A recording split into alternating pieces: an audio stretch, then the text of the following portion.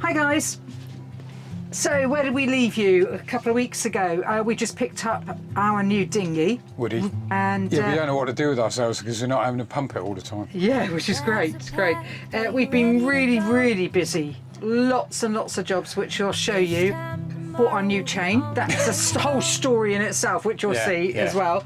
What else have we done? We're starting to de-rust all of the stainless and clean up the wood. We've just got the outside to do now that we're working on. Unfortunately, there's a few things going on in Martinique which are affecting us now. Well, they're causing us to be a little bit anxious. As you'll see later on, it is going to affect how much longer we stay here. Yeah, just keep an eye on that.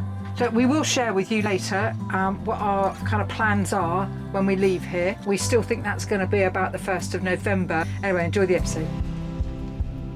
We are Steve, Annette and Gus, and this is our home at Venus 46 Ketch. We've been cruising for 5 years, but life for us at the moment is in the Caribbean. But our motto is we will sail as far as we can for as long as we can. Hi, just been in for a swim with Gus and coming back out through the cockpit, and I realised it's absolutely filthy. That's how filthy it is. Yuck. Yeah, I just thought I'd get the stuff out and start cleaning it. You can actually see, no, Gus, leave the brushes alone.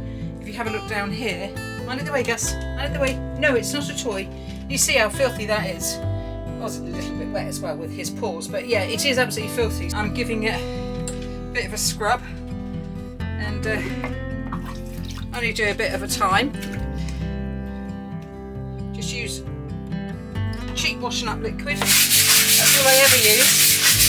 Just give it a gentle scrub.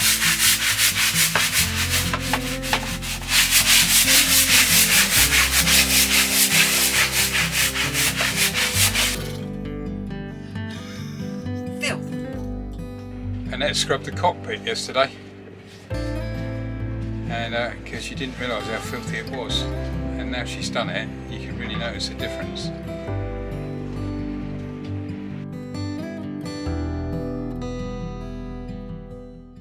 What are you up to, babe? Oh, just getting ready for the new chain. You see how it's deformed? Whoa, yeah. That was what was attached to the swivel, but the chain's lost its galvanised, and that's a good bit. You'll see when I get the rest of it out that it's actually cack. The bit I'm so impressed with is this Mantis swivel. We've had it now for 4 years, pretty much continuously anchoring. Well, we've anchored a lot, and I'll take it off and it's pretty much, apart from a bit of growth, as good as the day it went on. It's worth its weight in gold for peace of mind and actually being an absolute quality product. The chain dies, the Rockner anchor rusts away where it gets dragged. This thing just goes on and on. One of my favourite bits of kit that we bought. That along with the Rain Man water maker. So the problem with our chain is not all of it's knackered, but a lot of it is more than we want, and it just creates a massive mess everywhere. This is what we're dealing with. As budget sailors, we thought we were saving money by not replacing our chain a couple of years ago, and then Steve worried about the quality of chain in the Caribbean. We'd already end-to-end it 5 years ago, so we were using the better part now. We realised we'd left it for far too long. I've got a nice tan. In order to get the chain out, we need to get inside the anchor locker because it's got stuck. The rusty bit has got stuck where it's knotted inside the anchor locker before it comes up through the windlass. If you're wondering about the thumb, it's to block the ass out. It's an ass blocker.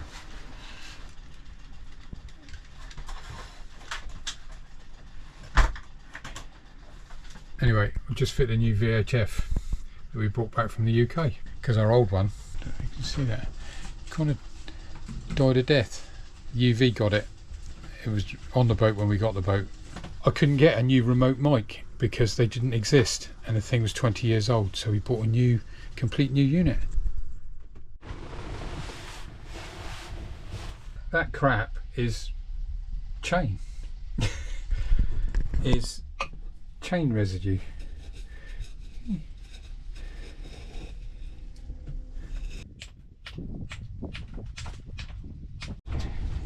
just a big knot of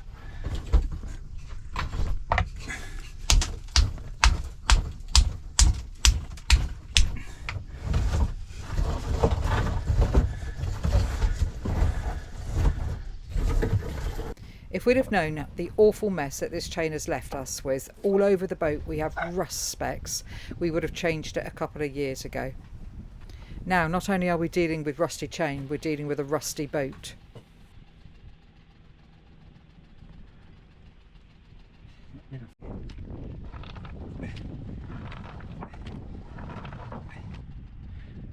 Come to the Caribbean. Put your chain in excessively salty water. In fact, I think it was saltier in the mid.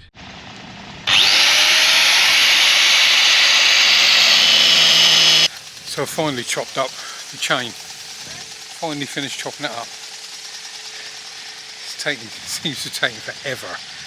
Doing it in 5 metre lengths, 6 metre lengths. And this is all that's left now. Just a pile of crap and a load of mess. So sort that out, clean it all up, service the windlass. Couple of days time we can get the new chain.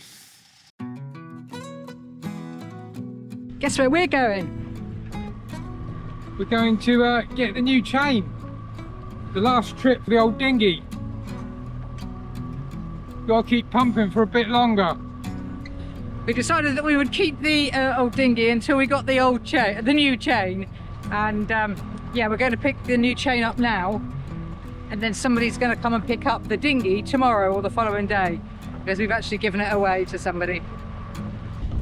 We just got to keep this dinghy afloat until we can get the chain in it. So Steve's still pumping. But the guy's just turned up with to see where we were with the chain. He hasn't got the chain's still in his truck. And Steve's just shown him, yeah, it's going in that dinghy. And the guy shook his head and said, no, very heavy. Well, we have got no other way of getting it back to Cordelia, so it's got to go in that dinghy. It's like one of those disasters just waiting to happen, isn't it? But he has brought a fender with him, a big fender, which he's going to tie to one end of the chain. So should it sink, should the dinghy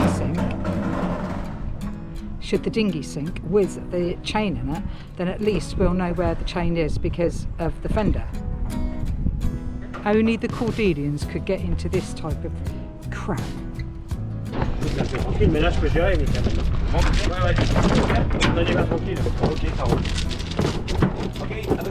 Thank you very much. Thank you very much. Bye. Take care on your foot.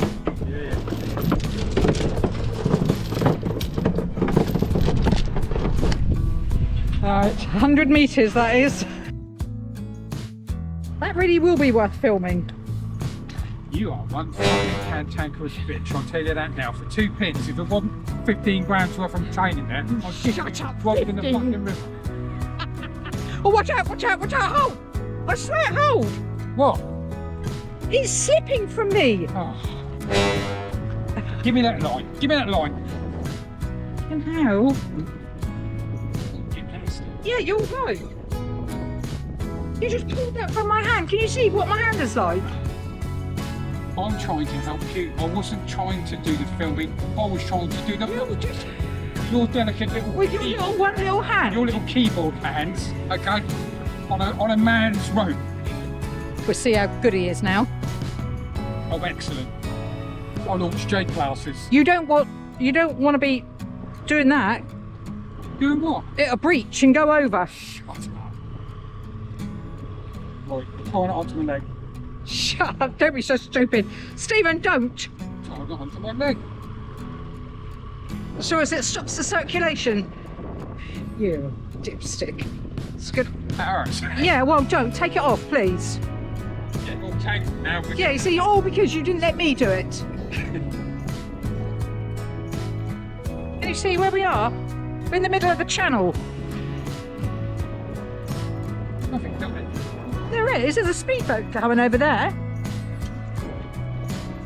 That is going down on your side. Look. Go down. Right. Wow, watch your arm. It really is going. All right. Look, it's only 450 kilos.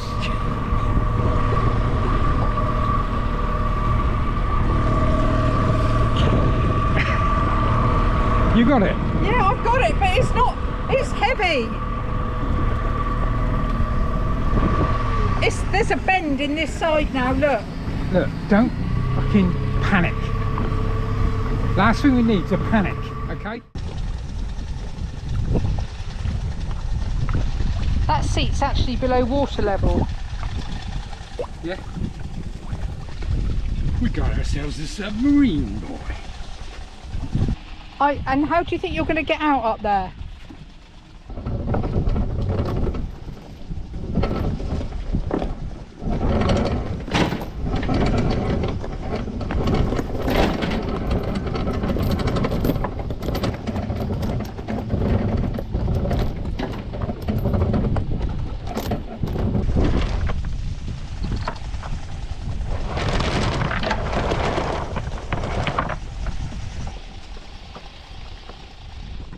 Have you ever thought about how you mark your anchor chain?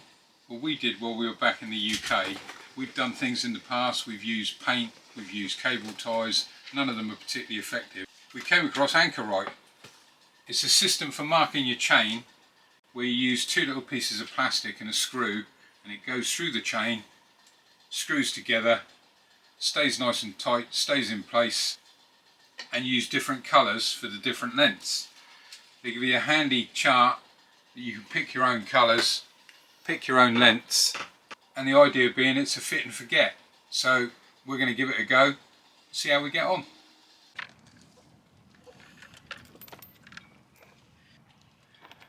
All of these things are in 5 metre lengths, so you just got to put these in like that.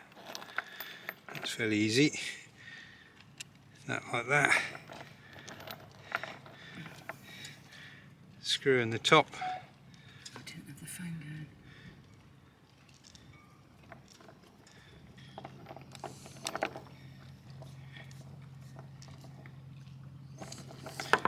And that's it. We're going to put another 2 in to mark the 5 metre mark, just because I think it's going to be easier to see it as it goes out, as opposed to just trying to look for one. And because we've got a few, we're going to use 3. So I'll put the other one in. It should be a fit and forget. Once we do it, we shouldn't need to worry about them. So that's the first ones at 5 metres, which corresponds with our 5 metre tag that we've made up earlier. So the next ones will be 10 metres, and they'll be the green ones. I've now got to do those at the other end.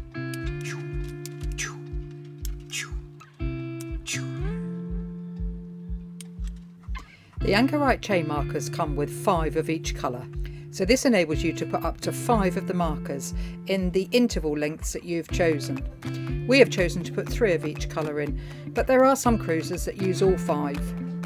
At the moment we have chosen to only mark up to 60 metres because we reckon if there's an occasion where we've got to put out more than 60 metres, then we're in trouble, so the whole lot will go out. AnchoRight are generously giving a 10% discount on all 6, 7, 8, 10 and 12mm chain markers if you mention SV Cordelia when ordering them. You can find all the details in our narrative below.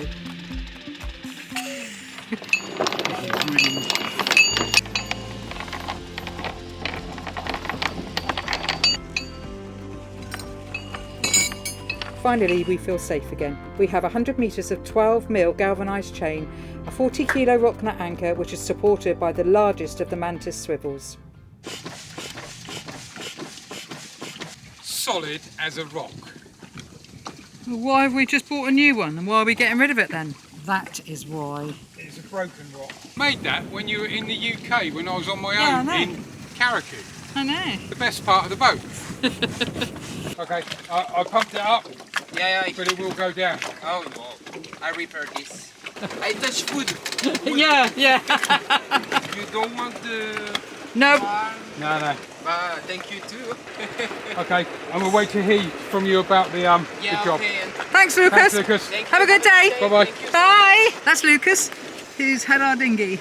Bye, dinghy. Saves us having to get rid of it. Oh, it's quite sad. Oh, that might not be a good idea, but he thinks they're grown. Here it goes. I think when you leave a boat anywhere for any length of time, you're going to get rust problems because the stainless steel is not all the same grade and it just goes rusty. And not only does it rust the metal, it actually stains everything around it as well. So we've come back to the boat and there's like, I don't think there's a bit of stainless on here that's particularly shiny anymore, or that it's not showing some kind of degradation due to just being left. I'll show you what I mean.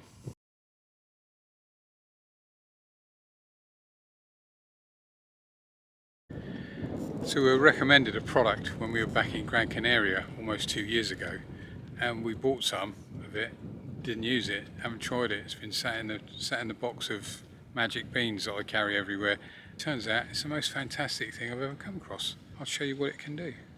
So these rust marks that you can see here, these little red marks, they're all from our chain where the wind blew the kind of debris off of the chain, and it's got those rust marks everywhere. But the whole lot has really cost us dearly in time and everything, and it's a nightmare.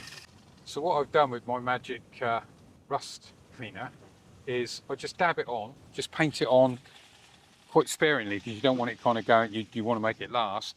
Just paint it on and then leave it overnight. I tend to do it later on in the day, come back in the morning and see what the results are like.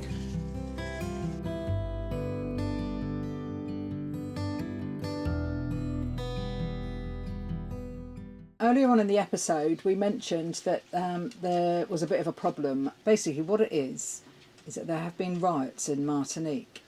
Civil unrest. Yeah, it's not directly affecting us at the moment. We're perfectly safe. However, it's an ongoing problem that not at the moment isn't resolving. Martinique is, to all intents and purposes, is France. But the problem is they pay significantly more for their food here than they do in mainland France, to 40% more. So you can understand that the locals particularly umped off with this, and have got so umped off that they've started kind of rioting and setting fire to things. And unfortunately, when you get that type of situation, you also get the bad bit of it, that you get looting as well. And anyway, the net result for us is when we go ashore to get food from the supermarket, there hasn't been much. We went shopping the other day and the freezers were completely empty. There was very little in the way of fruit and veg. And I think what was happening was people were panic buying as well, thinking... There was no bread, nothing at all. There wasn't even any flour to make bread. It's like going back to COVID times. It's like... We're also on a curfew as well, from 9 until 5. But nevertheless, it still makes you feel a little bit anxious. And if this continues, what it does mean is that we won't be turning our freezer on because we can't fill it. There's nothing to put in it. No, so... It affects where we're going next. If we can't fill the freezer, and the next island up the chain is Dominica, we don't know what kind of food we can get in Dominica, and really, in an ideal world, we'd want to leave here with the freezer full. When you're a guest in a foreign country, when the food does start coming through, the preference is going to be for the locals, not for the likes of us. Which is right. We're not whinging about that. That's just a fact of life. And we are, as I said before, we're a guest. We're guests in this country. So now that we've shared with you why we're a little bit concerned, we thought we'd let you know what we're going to be doing this coming sailing season. We're going to leave here and go to Dominica, around Guadeloupe, up to Antigua and Barbuda, across to St. Martin, and then up to the BVIs. Then we're going to head towards Puerto Rico, which is a US island, so we will need an Ester. Then for hurricane season, we plan at the moment to sail all the way down to Aruba and spend the months from July through to November there. You've just seen what we're up to in the next 6 to 7 months. We'd like it if you could join us. We'd like it if you could follow along, enjoy what we're up to and get involved in what we're up to. However, before we do that, we've got to sort out what's going on underneath this blanket, and we've got a couple of sails to put up, which before we do, we have to repair those too. A massive thanks to all of our Patreon and coffee friends. We really appreciate your support. Ciao for now and see you in a couple of weeks.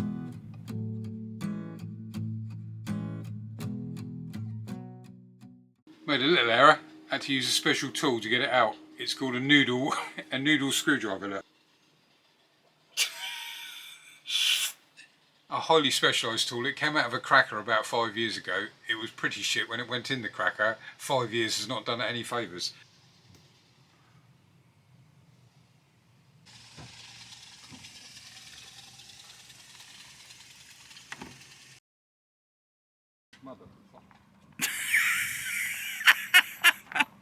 Sorry.